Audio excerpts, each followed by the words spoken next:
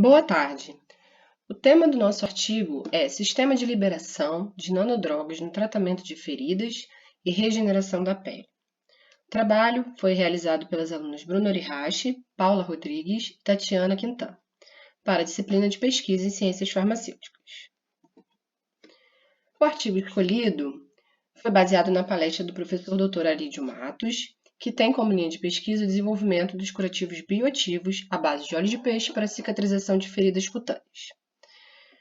Ambos as pesquisas relatam sobre o método inovador com a utilização de moléculas bioativas por meio do sistema de liberação de fármacos para intensificar o processo de cicatrização de feridas com uma melhor qualidade na regeneração cutânea.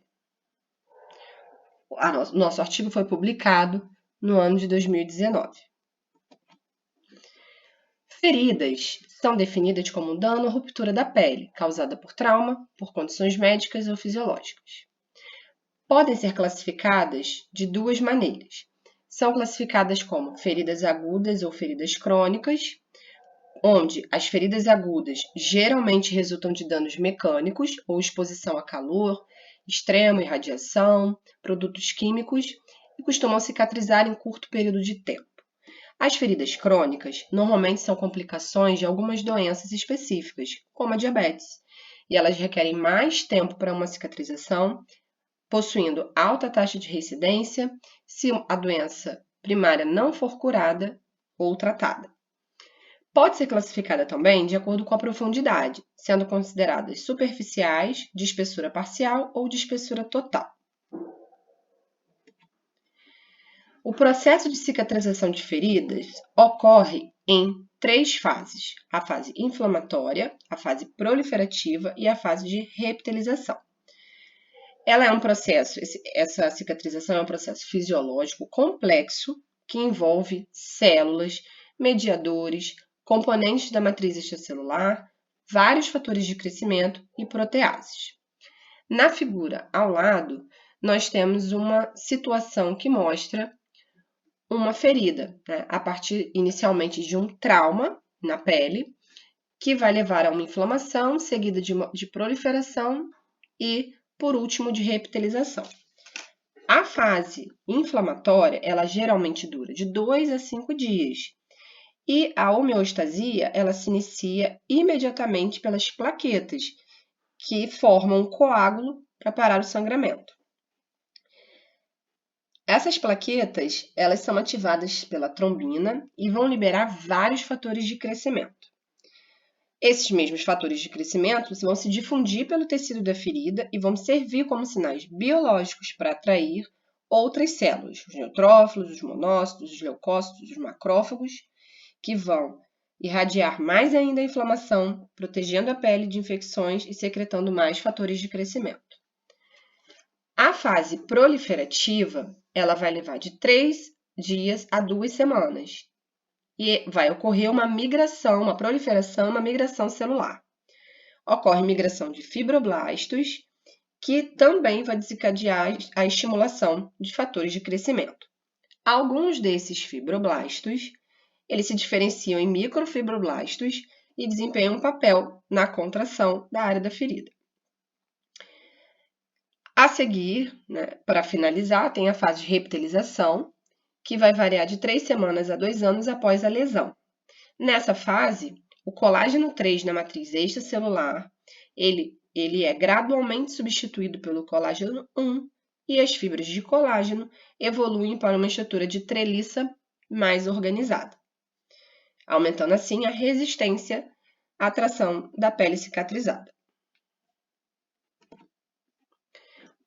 O tratamento atual de feridas é feito com um conjunto de estratégias que incluem desbridamento, os autoenxertos e aplicação de agentes terapêuticos, principalmente agentes terapêuticos de uso tópico.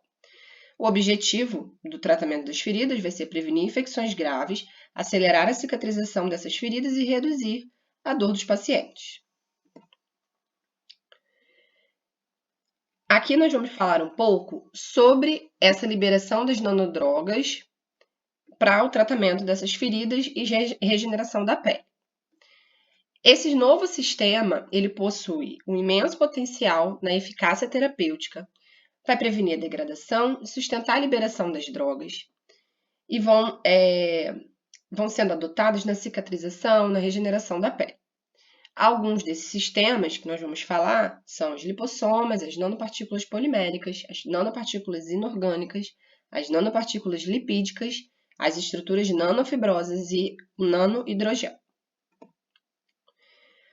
As lipossomas são vesículas constituídas de uma ou mais bicamadas fosfolipídicas que são orientadas concentricamente em torno de um compartimento aquoso. Elas fornecem proteção para o fármaco encapsulado e sustentam a sua liberação. No nosso artigo, temos alguns estudos que levaram a alguns resultados. Em relação às lipossomas, houve o desenvolvimento de uma lipossoma com núcleo de hidrogel de fibroína, que encapsulou o fator de crescimento beta-FGF. Os veículos melhoraram a estabilidade do fator de crescimento em fluidos de feridas, mantendo a atividade de proliferação celular. Além disso, as lipossomas com núcleo de hidrogel aceleraram a cicatrização das feridas, particularmente na indução da angiogênese.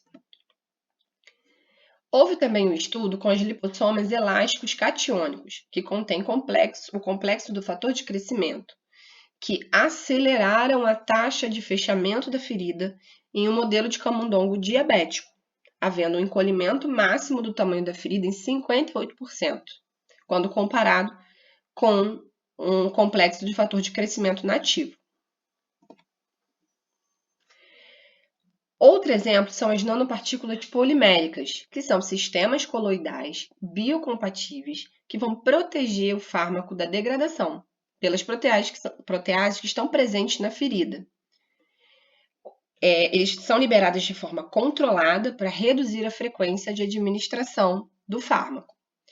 Bom, atualmente a maioria das nanopartículas é preparada por ácido polilático glicólico, alginato, gelatina e quitosana. Como resultado de alguns estudos com essas nanopartículas, houve o desenvolvimento delas com um peptídeo antimicrobiano. Essa nanopartícula exibiu uma atividade antimicrobiana em E. coli, induzindo a migração celular e formou um avançado tecido de granulação, aumentando a deposição de colágeno, a reptilização e a neovascularização.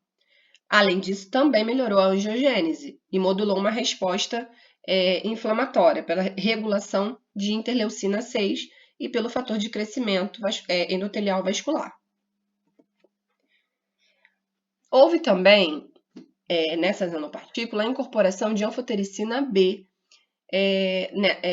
que resultou numa eficácia aumentada de 72% a 91% da morte de cepas clínicas em até 4 horas. Houve uma contribuição para a redução estatisticamente significativa da atividade metabólica também do biofilme fúngico, que variou de 80% a 95%. As nanopartículas inorgânicas, elas são nanopartículas metálicas, podem ser à base de carbono, de cerâmica, e devido ao efeito antimicrobiano da prata, ela é usualmente usada com essa função em feridas. Bom, temos aí a cicatrização de feridas com nanopartículas de prata em queimaduras.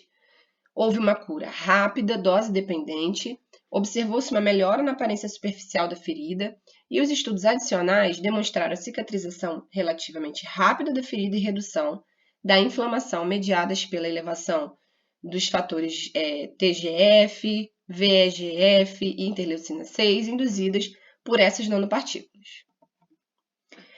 Houve também um estudo de nanopartículas de peróxido de zinco pelo método de coprecipitação. Bom, elas apresentaram uma boa atividade antibacteriana para pseudomonas, que estavam isoladas em tecidos de pacientes com queimaduras, e os resultados histopatológicos confirmaram que houve uma aceleração da cicatrização dessas feridas em modelos de animais em vivo. Há também o estudo de nanopartículas de magnemita ligada à trombina. Tá? O grupo tratado teve um menor número de células inflamatórias, uma menor quantidade de tecido de granulação ao longo da cicatriz cirúrgica e maiores valores de resistência à tração da pele. Já as nanopartículas lipídicas, elas superam as limitações dos lipossomas. Elas são preparadas com lipídios fisiológicos ou moléculas lipídicas. As suas dimensões coloidais não tóxicas vão contribuir muito para a liberação controlada do fármaco e para a versatilidade da administração. Bom, temos aí nanopartículas lipídicas sólidas e carreadores lipídicos nanoestruturados carreados com fator de crescimento EGF, né, para tratamento dessas feridas crônicas. Tanto a formulação sólida quanto a formulação carreada com nanoestruturas, elas vão ser preparadas através de métodos de emulsificação e ultrassonificação. Então, o método utilizado foi esse e os resultados mostraram que as duas têm a capacidade de superar e promover essa proliferação celular em comparação com o EGF livre e melhoraram a cicatrização em termos de fechamento de feridas, restauração do processo inflamatório e revitalização, quando elas foram aplicadas. Há também o desenvolvimento de nanopartículas lipídicas carreadas de andrografolida incorporadas a uma estrutura de quitosana. Houve uma porosidade adequada, uma taxa de entumecimento adequada e um comportamento de liberação controlada do fármaco em até 72 horas. Houve a redução na formação, reduziu a formação de cicatrizes e melhorou a qualidade da cicatrização, o que é explicado também pelo efeito anti-inflamatório e antioxidante da quitosana. Já a estrutura de nanofibras, elas são fabricadas a partir de cadeias poliméricas contínuas naturais e sintéticas para ser utilizadas como folhas de nanofibras. Devido à sua alta relação área-volume, essas nanofibras aprimoram a transferência de várias opções de tratamento terapêutico. Bom, temos os estudos aí por eletrofiação de Lowane em polímeros de policaprolactona, que foram produzidas nanofibras especiais para a regeneração desses tecidos cutâneos. Além da ligação e da proliferação impulsionadas por essas nanofibras, os resultados do RT-PCR revelaram que a expressão gênica in vitro do TGF, do colágeno e do IGF foram elevadas nessas células tratadas. Um outro estudo adicionou células-tronco da medula óssea de camundongo a uma estrutura porosa de PEG, de polietileno-glicol, para melhorar o potencial de diferenciação e a capacidade de cicatrização. Os resultados em vivo mostraram um aumento significativo na proliferação de fibroblastos, deposição de colágeno e atividade de enzimas antioxidantes. Então, houve diminuição da expressão de citocinas pró-inflamatórias e um aumento das citocinas anti-inflamatórias. Já o nanohidrogel é uma rede polimérica tridimensional considerada como a melhor formulação para tratar feridas, pois a sua estrutura tridimensional, porosa, confere essa capacidade de absorção de fluidos aquosos, previne a desidratação da ferida e proporciona um ambiente mais úmido e benéfico para a cicatrização das mesmas. O nanohidrogel é capaz de encapsular medicamentos, exercendo um excelente resultado na regeneração cutânea. Bom, houve um estudo de aplicação de nanohidrogel de bacailina a um modelo de camundongo com inflamação cutânea induzida. O resultado foi um ótimo desempenho para a restauração completa da pele e inibição de marcadores inflamatórios específicos. Já o estudo com o hidrogel de ácido acrílico, houve uma adesão rápida de fibroblastos que manteve sua atividade, houve uma proliferação celular rápida que afetou a expressão gênica relacionada à cicatrização de feridas. Como conclusão do artigo, chegou-se a um desafio, porque a terapia ainda apresenta, é uma terapia que apresenta eficiência satisfatória, mas as pesquisas com essas nanodrogas, elas ainda estão num processo inicial. Esses carreadores, eles vão prolongar a liberação de medicamento, vão proteger esse medicamento da degradação e melhorar a sua retenção na pele. Apesar desse grande potencial desses carreadores, eles vão apresentar algumas limitações, como a biocompatibilidade, restrições a uma produção industrial. Porém, é muito importante que essas pesquisas continuem e que os pesquisadores superem essas dificuldades, para que haja um uso para benefício dos pacientes que sofrem com essas feridas e úlceras crônicas. Muito obrigada pela atenção, uma boa tarde a todos.